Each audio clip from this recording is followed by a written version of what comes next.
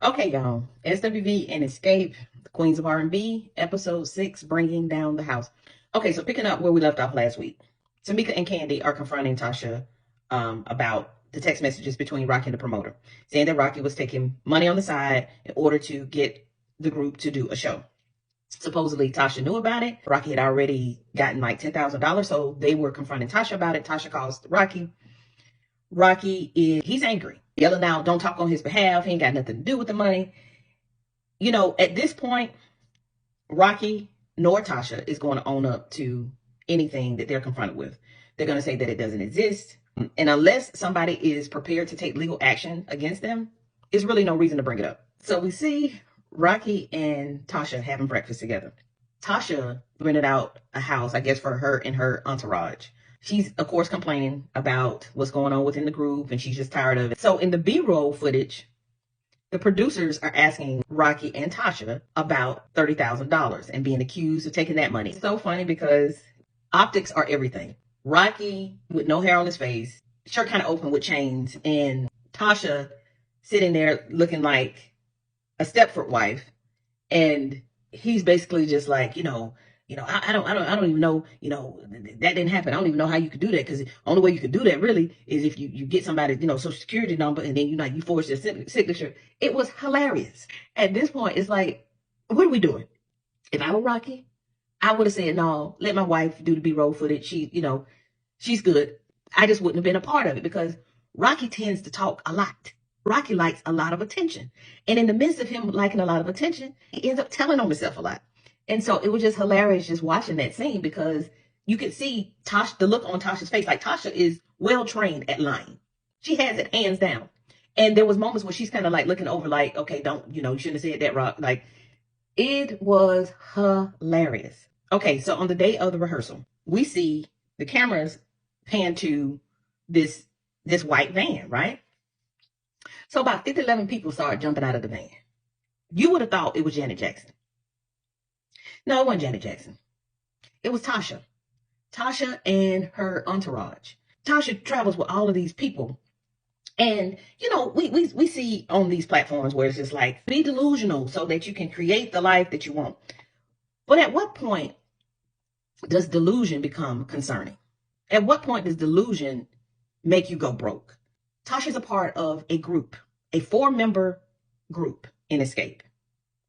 Nobody else showed up with all of these thousands of people. Maybe she got these people because of her gospel album. I just don't know. But it was just weird. She's showing up and like she's the star of the show. You're talking about it's 2 groups performing. You're one of 7 people that are going to be on a stage at any given point. One of 7. My confusion with Tocha is, what is the end goal? Because I don't know what these first week numbers did in terms of her gospel album. It's like she's spending money before she makes the money.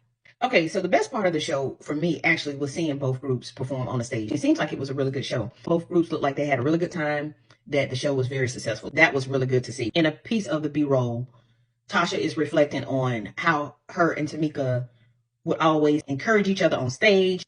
They'd be having fun and like slap each other on the butt and stuff and be like, girl, you're looking good, you're doing good. All of that type of stuff that they don't do anymore. And it was just like, she doesn't do that to me, but that's okay. This thing is bigger than us. And this just further shows you that Tocha is all about the one-sided relationship. Like, if she's missing them having that banter back and forth on the stage, she could have went and popped Tamika on the butt to show that, hey, you still my sister. We still having a good time. Yes, we got a lot to figure out, but, I still love you. No, she's always expecting for Tamika to make the first move. And then the final scene is Tamika going to Tasha's dressing room, asking, because she just had 1 minute. She pulled her into a room where they could talk by themselves.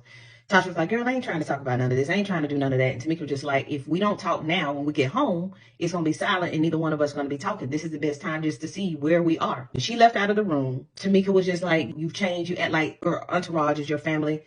And Tasha yells back, yeah, and they treat me better than you. Like, what are we, 5?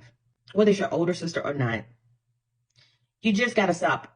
You got to stop begging. They're at rehearsal trying to determine how both groups are going to transition on and off of the stage.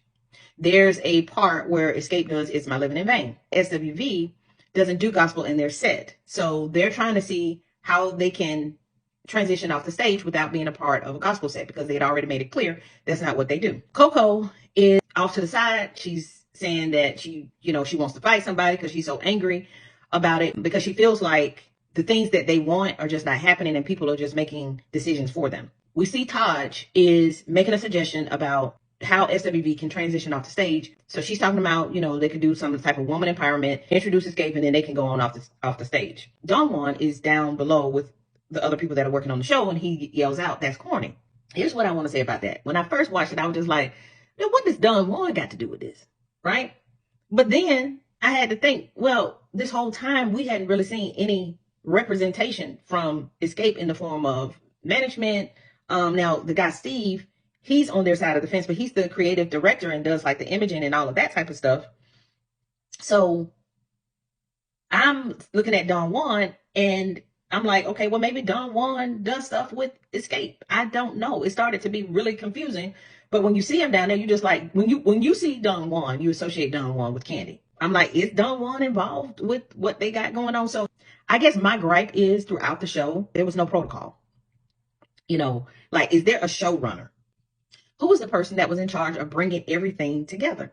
Like, I don't know necessarily that it was the guy Steve, because he dealt with the graphics and does the staging, but it seemed like he wasn't really taking ownership of the entire thing. And if he was the person that was in charge, then I think the whole, comment from Don Juan that that's corny, that maybe could have been a conversation between him and Steve, and saying, where Don Juan could have made suggestions. Maybe he did make suggestions and they edited it out. I don't know, but it just got to be confusing about who's in charge of what. And that to me caused a lot of chaos. So I do have a couple of questions. How did y'all feel about the accusations made about Rocky taking money on the side? Do you feel like it's even worth bringing up what Rocky and Tocha does at this point if no legal action is going to be taken? Also, did y'all think Steve was over the show? Was he the showrunner, or was, Don Juan supposed to be involved in that? What do y'all think about that?